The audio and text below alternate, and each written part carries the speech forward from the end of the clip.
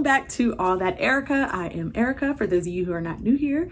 Thank you so much for deciding to click on this video and hear me talk about some of my favorite historical fiction recommendations. And to my returning folks, welcome back, welcome back.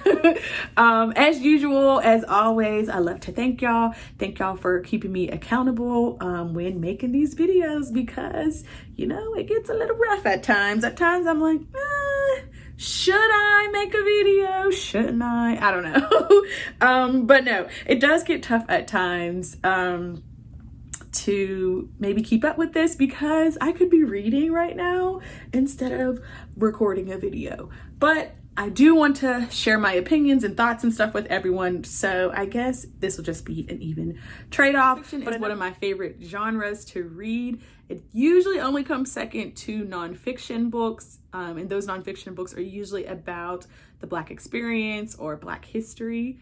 I think it just depends on my mood that month. Maybe I may read more historical fictions versus those nonfictions, but I tend to usually add historical fiction books to my anticipated TBR for the next year. I do want to mention too, with Black historical fiction, since they are usually retelling periods of time that may not sit well with a lot of people, and maybe not even sit well, periods of time that just may cause some sort of discomfort, or a period that people just don't want to read about. I think what's cool about historical fiction is that oftentimes they are retelling that time period and creating our own heroes. And just, you know, trying to create some sort of joy out of the trauma that we all know that, you know, comes up with this nation's history and this nation's past, specifically in relation to Black folks. So I do understand that some people may be hesitant to read some of the books that I am sharing, and I completely understand and totally, you know, push, you know, setting those boundaries and remaining healthy and happy and not wanting to read about Black trauma, because I totally get it. Like I mentioned, at times I switch back and forth between, and sometimes, you know, I may not even read historical fiction or nonfiction that will outline the Black experience, because I'm just need to process or need to read something light at that time. So I totally get it. But I just wanted to mention that, you know, these authors do get creative with their stories and often create like new worlds and new experiences and new joy, I think, at least for Black folks who lived throughout this time period. So you may be asking yourself, what constitutes a book to be classified or categorized as historical fiction by Black authors or African-American historical fiction? And to me, it's usually Black authors who are taking pieces of history and like boldly retelling them in a more creative way. They're reimagining how the African-American experience was, maybe for like a person or a town or a community. So that is what it means to me. It's just where these authors are taking some details or some historical pieces and rewriting them in a creative way to, I guess, educate folks about history that obviously we are not learning in our classrooms. But that is a discussion for another day. So now that we've talked about all of the definitions and my reasoning why I like to read this category and, you know, all the bleeding heart stuff, let's get into some of the subgenres that we will be discussing today. I do have 4, maybe 5. First being historical mystery. So these are mysteries, obviously, that take place during a time period of African-American history. I have historical fantasy. This one's kind of obvious too. I think the ones that I am recommending are like retelling, adding fantastical elements to Black history. Historical family sagas are multi-generational, which is probably my favorite subgenre, and those are books that are chronicling a family or a person across multiple generations. And then I do have some YA historical fictions. I don't know if that really, I don't think these ones will fit in that subgenre, so I just kind of separated those ones. But obviously it's YA books, so young adult books. Again, talking about periods of Black history. And then finally, the maybe 5th category, I don't know, maybe not. It's just like I do have an overall historical fiction book that didn't really fit into those 4 subgenres.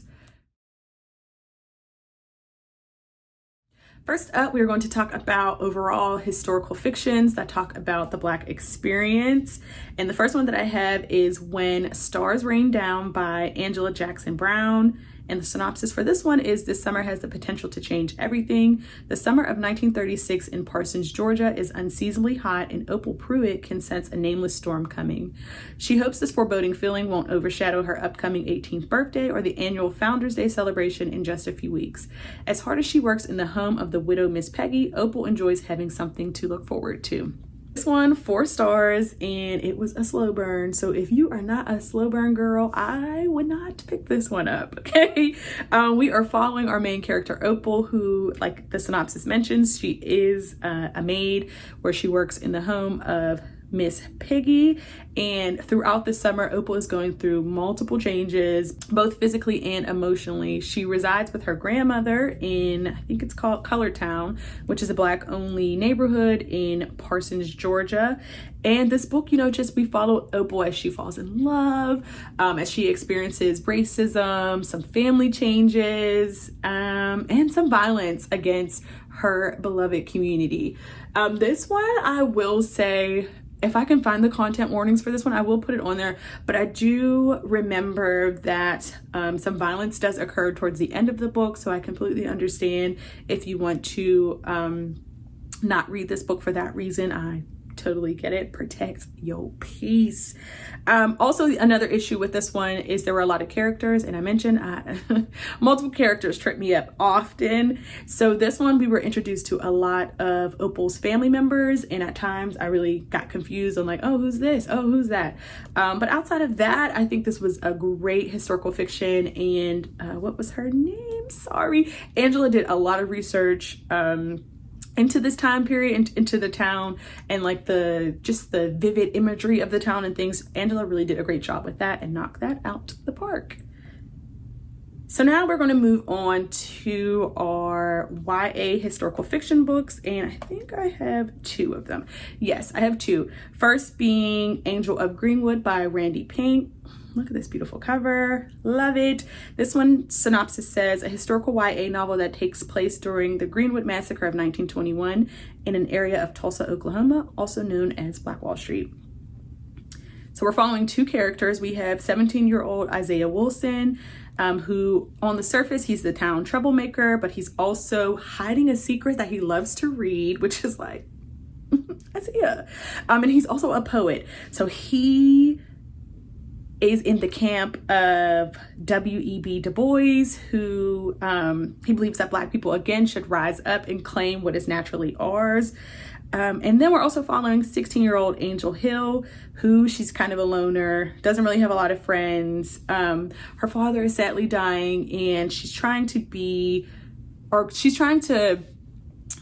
her father is sadly dying, and their finances are in disarray, and she's just trying to get through high school, graduate, and hopefully figure out a way to help her family. Now, Angel is in the camp of Booker T. Washington, and she believes, hard work and education and perseverance is the way for Black people to rise. 2 of them attend the same school, and over the summer they're working for a teacher, and they're doing like a mobile library where they're taking books to people in the neighborhood, when obviously we know most of the people may not know, and let me not assume, we do know changes for them on May 31st when a vicious white mob storms their town, storms Greenwood, lights it on fire, and it causes a lot of displacement and people lose their lives. And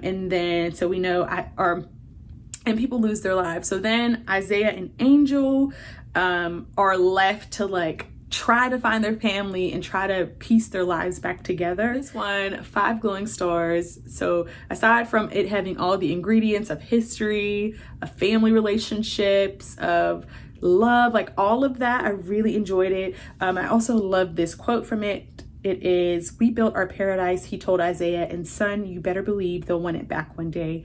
And I think that quote just encapsulated everything for me of why Black Wall Street was destroyed. Things that happen off of lies, and these people were just itching and waiting to take back what wasn't theirs, and jealous of the success that was happening across Wall Street. So overall, I would definitely recommend that book if you're looking for an introduction to Black Wall Street and to Greenwood. Yeah, if you're looking for that introduction, definitely check that one. I had a brain fart right there. Or does that even make sense? A brain fart, a brain freeze without the actual ice. All right, moving on. I actually have the next book. Oh, I'm so close. So I have the next book, and it is The Black Kids by Christina Hammonds Reed. And this one's synopsis is Ashley Bennett and her friends are living the charmed life. It's the end of senior year, and they're spending more time at the beach than in the classroom. They can already feel the sunny days and endless possibilities of summer. Everything changes one afternoon in April when 4 LAPD officers are acquitted after beating a Black man named Rodney King half to death. Suddenly, Ashley's not just one of the girls, she's one of the Black kids. As violent protests engulf LA and the city burns, Ashley tries to continue on as if life were normal, even as her self-destructive sister gets dangerously involved in the riots, even as the model Black family even as the model Black family facade her wealthy and prominent parents have built starts to crumble, even as her best friends help spread a rumor that can completely derail the future of her classmate and fellow Black kid LaShawn Johnson. With her world splintering around her, Ashley, along with the rest of LA, is left to question who is the us and who is the them. I gave this one 5 stars, and mainly because it had a great exploration of race, language, power and privilege, friendships, culture, and what it means to be, a Black girl, a Black kid, that only Black kid. And also, I just loved this time period, the 90s. I grew up in the 90s. Didn't grow up when Rodney King happened, but I grew up, I guess, the later half of the 90s. I can remember a lot more than the beginning. But I think this is one of the, I could be wrong, I could be lying, y'all, but this is one of the few books that tends to talk about Black America in the 90s, specifically after Rodney King happened. If I am incorrect, definitely correct me down below. But overall, in 2020, and I'm pretty sure it debuted then, so the country was in social unrest. George Floyd happened, the murder of George Floyd happened, and I don't know, maybe I should revisit this now that we are 2 years post this racial awakening that everyone has had, and see if I still have the same thoughts and feelings about this book. But overall, if you're looking for something that talks about the Black experience, specifically in 90s LA, check this one out. I'm going to move into a category that is slowly becoming one of my favorites, historical mystery. First up, we have Dead Girls by Nikisa Afia, and this is book number 1, and I don't know if it's a duology or a trilogy, but in a series, and it's in the Harlem Renaissance mystery series. First of all, let's just take a moment of silence, not only because there are sirens happening in the back, but also because this cover, Nikisa, ma'am, or girl, them, this cover is gorgeous. Like the red lip, oh my gosh, little jaguar in the back, love it. Also love this time period, Harlem Renaissance. Girl, sign me up. Let's get to the synopsis, since I am flapping my gums and not telling you what this is about. It says, let me put this out. It says, the first in a historical mystery series with an intriguing lead, a young queer Black woman living in Harlem at the height of the jazz age. Louise Lloyd is a reluctant crime solver. After a traumatic experience when she was younger, she just wants to enjoy her freedom, drinking and dancing at speakeasies and hanging out with her girlfriend. But she can't just be a bystander when she sees something wrong. So one night, leaving the Zodiac, a conscience and a tussle with a corrupt cop land her in jail. To stay out of trouble, she accepts a deal from a detective, help him catch a killer targeting Black teenage girls in Harlem, and he'll wipe her record clean. An amateur sleuth is born.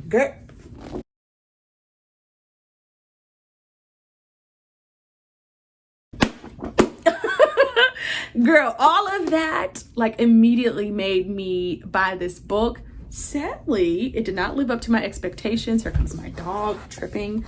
Oh my gosh, watch out, you're tripping over stuff. What? Hey, you just stepped on my glasses. I just got accosted. Wow. So despite this beautiful cover, this one just left me like at the middle of the road. I gave it 3.5 stars, and I think I'm going to reread it because, well, for two reasons. Mainly because I think I just had an okay time reading it the first time, and I was listening to the audiobook of this and like working at work at my second job. So I don't know if I really was able to dedicate a lot of my brain consumption to this. I mean, I do remember what happens in the story, but I think I just want to reread it. And then also the second reason being the second book of this one comes out in June. Here's the cover, another beautiful cover. Like, I know before I mentioned that if it has a beautiful cover, I'm not keeping it on my shelves if I didn't have a good time with it. But Nikisa is the reason I'm being called a liar, because this one is beautiful. I love it. I had a great, like, not a great time with it. But I think it's enough for me to, or it's enough justification for me to keep it on my shelves. We will see after I do my reread if I still feel the same way about it. And then if not, I am going to have to donate Nikisa and her beautiful cover to the library. Next, we have The Rib King by Lady Hubbard. The synopsis for this one says, the acclaimed author of The Talented Ribkins deconstructs painful African-American stereotypes and offers a fresh and searing critique on race, class, privilege, ambition, exploitation, and the seeds of rage in America. And this intricately woven and masterfully executed historical novel set in the early 20th century that centers around the Black servants of a down-on-its-heels upper-class white family. Wow, that is a mouthful.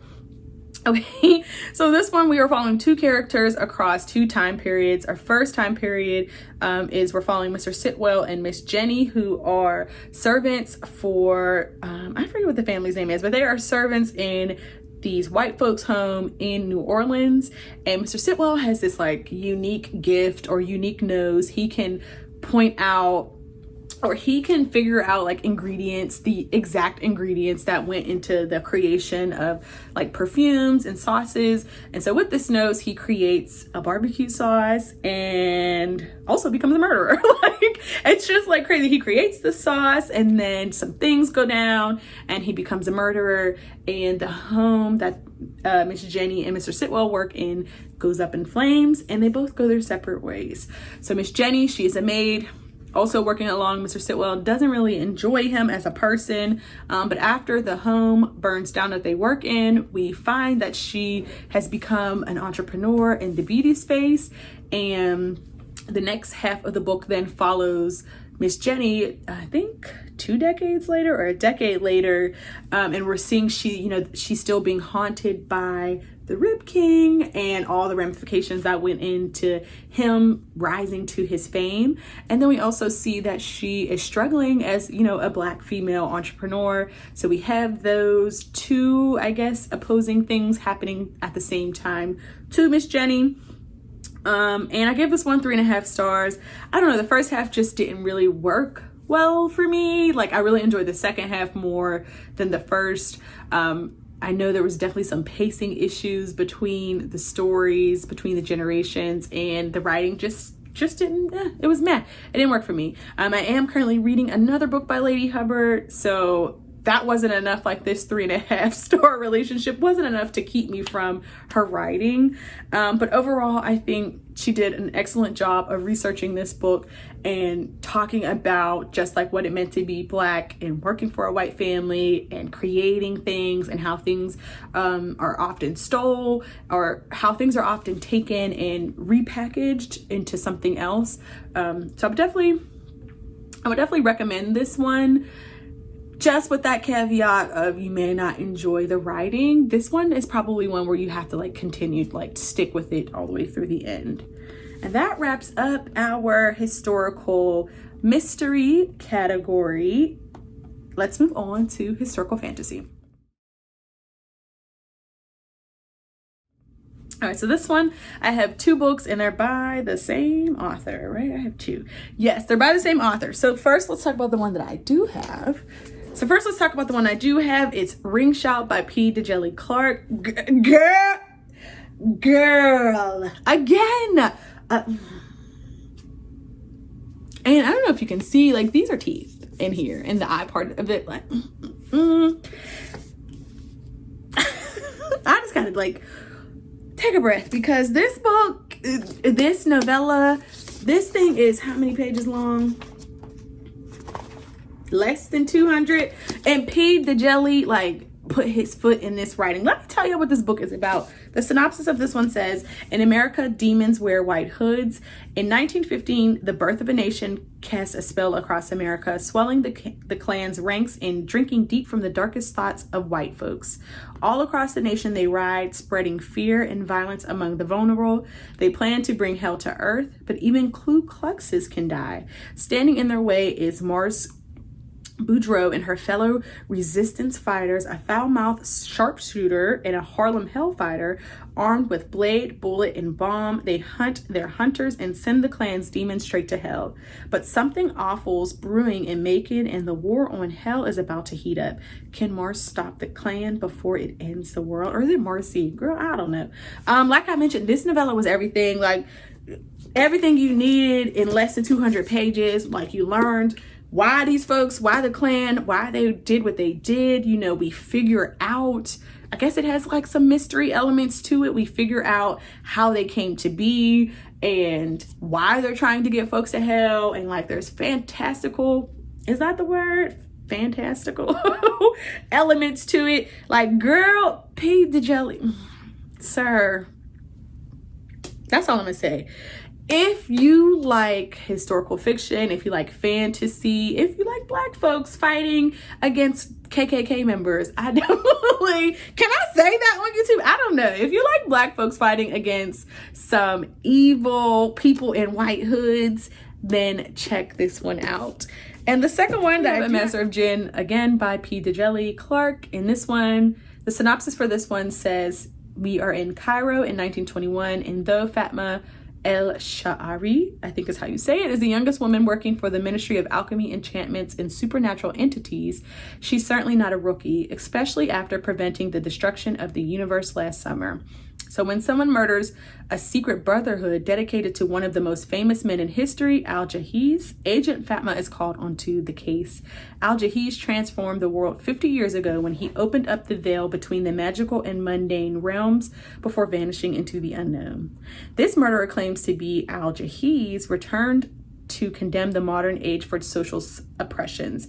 His dangerous magical abilities instigate unrest in the streets of Cairo and threaten to spill over onto the global stage. Alongside her ministry colleagues and her clever girlfriend, Siti, Agent Fatma must unravel the mystery behind the imposter to restore peace to the city or face the possibility he could be exactly who he seems. Like I mentioned, girl, cute. I don't even have no celebratory, but cute somebody, honey. P. DeJelly Clark does not miss. I gave this one 5 stars, or I think I gave this 5, maybe 4.5. I don't know. I love this world. I love that this takes place in Cairo. I love that we are trying to figure out a mystery. I love, you know, that there are 2 women in love. I just love this world. Like, I love this writing by P. DeJelly, and I don't know, they have some great ingredients, everything that I love in books. And I know there are a few prequels to this novel that I need to check out as well, but I don't know. I mean, it says this one is a series, and I haven't seen anything about when the next one is coming out, so I don't want to rush Mr. Clark, but I hope, you know, he's over there, or who writes? I hope he's over there typing away, honey, typing fast to get that next book into our hands. And that one wraps up our historical fantasy.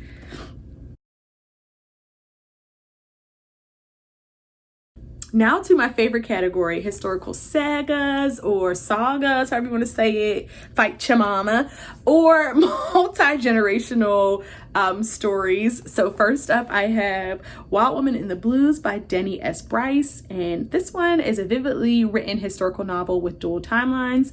In the 1920s, young Honoree, a sharecropper's daughter, is working hard to make it as a dancer performer within the Chicago jazz scene, a site of exciting cultural change and dangerous vice. Many decades later, in 2015, a film student interviews a 110-year-old Honoree, now an elderly woman with a truckload of secrets about her life. And from there, we're following, like, the person is interviewing Honoree, and we're bouncing back in between those 2 timelines. Okay, so we had some technical difficulties, and I'm not sure where I left off. I'm pretty sure I was reading the synopsis So I will just say I gave this one 4.5 stars because it was filled with information about the blues. We learned about the history of Chicago. We had black mobsters, like speakeasies, all of that, as well as that multi-generational connection or those family bonds. I love that in the book. Sign me up. Another thing to mention is that Denny also has another historical fiction set to release later this month. This one is a historical mystery, and the synopsis is it's set during the height of the civil rights movement, and our main character goes on a road trip with her aunt to confront a decades-old mystery from 1920s Black Hollywood. Next case, like, put it on there. That just sounds great. I did pre-order that one, so I cannot wait to read that one. Next, we have Conjuring Women by Afia Atakora.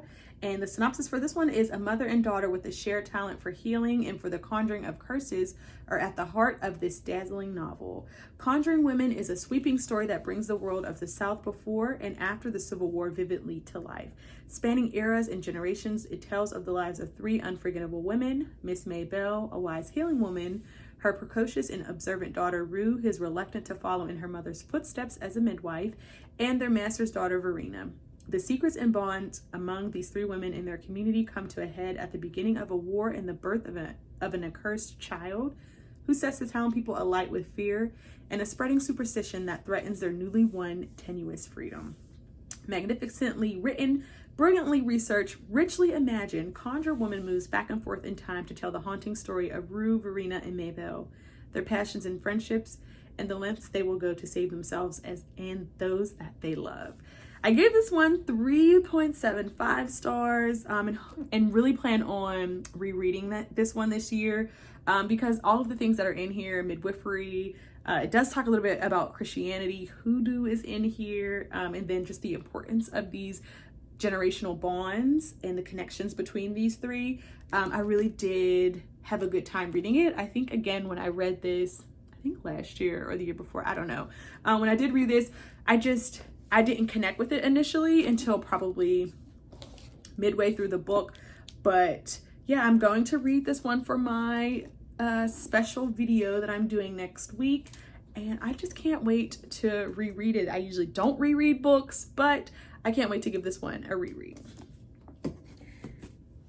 And our final book in my favorite category, my favorite book probably, is Their Eyes Were Watching God by Zora Neale Hurston. Another great book. I do not reread books. You know, it's a new thing for me, a new phenomenon. And I recently reread this one this year and fell in love with this one again. The synopsis for this one is: fair and long-legged, independent and articulate, Janie Crawford sets out to be her own person. No mean feat for a Black woman in the 30s. Janie's quest for her identity takes her through 3 marriages and into a journey back to her roots. I love Janie. I love her life. I love how she comes into herself throughout these 3 marriages. Like, I just love this story. Again, another short but powerful read. I love Zora Neale Hurston. I love her writing. Like, I just love everything about this book. It's another one I would highly, highly, highly recommend if you're looking for Black classics or Black multi-generational stories. And that wraps up all of my recommendations. I do just very quickly want to talk about a few historical fictions that are high up on my TBR. The first being Memphis by Tara Stringfellow, or Tara. And this one says a spellbinding debut novel tracing 3 generations of a Southern Black family and one daughter's discovery that she has the power to change her family's legacy. I did pre-order this one. I just have to go pick it up from my local bookstore, and I'm like, itching to get to that one. I'm hoping to finish that by the end of this month. I have a few library books that I want to knock out first, but then I am planning to spend time with that beautiful story and that beautiful cover later this month. Then I have Things Past Telling by Sheila Williams, and this is a remarkable historical epic that charts one unforgettable woman's journey across an ocean of years as vast as the Atlantic that will forever separate her from her homeland. So this one I'm blinding you all. This one I'm actually reading next week for that special project. I don't know if I'm going to do a vlog or a weekly reading vlog, or if I'm going to try and do a daily reading vlog. We shall see. No, let me stop lying. I'm going to do a weekly reading vlog for this special project that these two, I'll be reading these two and maybe one other book. So I have Take My Hand by Dolan Perkins Valdez, and the synopsis for this one is we are in Montgomery, Alabama in 1973, and fresh out of nursing school, Sybil Townsend has big plans to make a difference, especially in her African-American community. At the Montgomery Family Planning Clinic, she intends to help women make their own choices for their lives and their bodies. This one is another pre-order that I cannot wait to get. It is coming next week, and it will be included in that special project. Wow, I cannot talk. So I'm going to read these two and Take My Hand for that special project. Any guess on what that project is? You can definitely guess down below if you have any thoughts on what the theme of that video will be, but check back in later in April to see, get the unveiling, see what the theme was, and check in to see my thoughts and feelings about those books. I have The Monsters We Deny by Leslie Penelope. The synopsis for this one is a woman is able to communicate with spirits, and she must assemble a ragtag crew to pull off a daring heist to save her community in this timely and dazzling historical fantasy that weaves together African-American folk magic, history, and romance.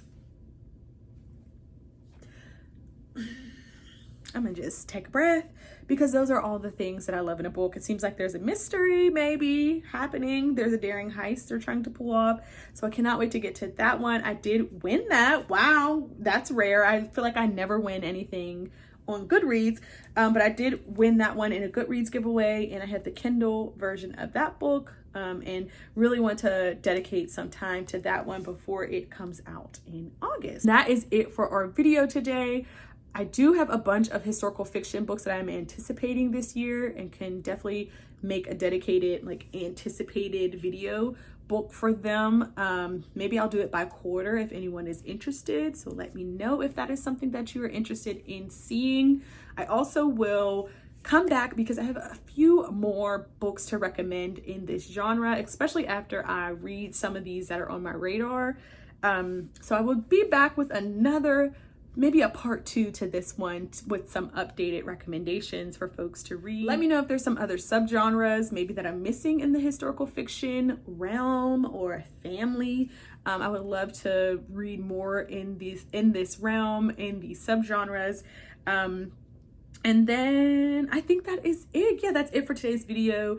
Thank you all for sitting down and having a talk with me. I know this video was long, so I hope you did grab a snack to sit through and listen to me talk and ramble and, get accosted by my dog. That is it. Let me know if you all have any other books that you would recommend that would fall in, let me know if you all have any other books that you would recommend that would fall under this category of Black historical fiction or historical fiction written by Black authors. And as always, let's have a conversation in the comments. I will catch you all in another video, and I hope you all have a great day. I am feeling like I am Whitney Houston child with my hair like this. I don't know why, but it's giving Whitney vibes.